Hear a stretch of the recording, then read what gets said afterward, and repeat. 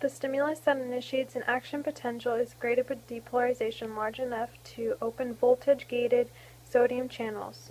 The opening of the channels occurs at the transmembrane potential, known as the threshold. Depolarization. A stimulus opens the activation gates on the sodium channels. Sodium influx through the channels.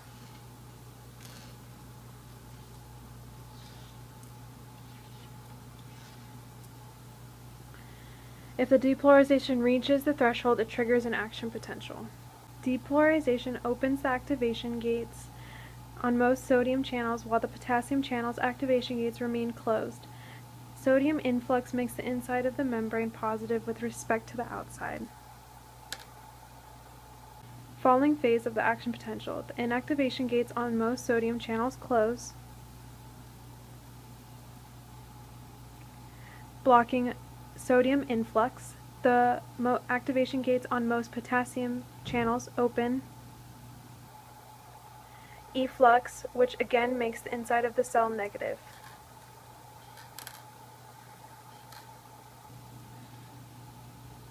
Voltage-gated sodium channels remain inactivated until the membrane has repolarized to near threshold levels. At this time, they regain their normal status, closed but capable of opening. The voltage-gated potassium channels begin closing as the membrane reaches the normal resting potential about negative 70 millivolts until these potassium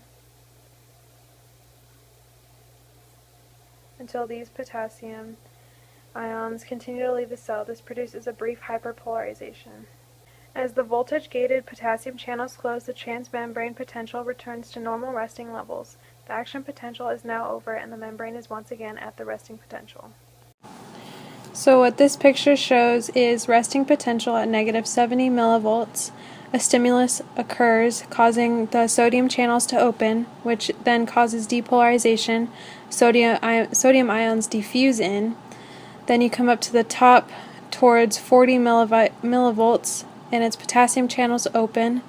Then the sodium channels close, and then the falling part would be potassium ions diffusing out, which was the overshoot of potassium flowing out, which is also the repolarization phase.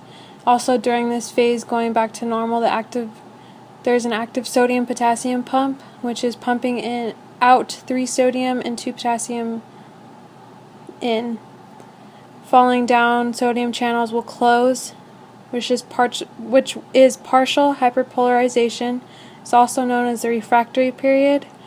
Going back up to negative 70 millivolts, and resting potential is restored.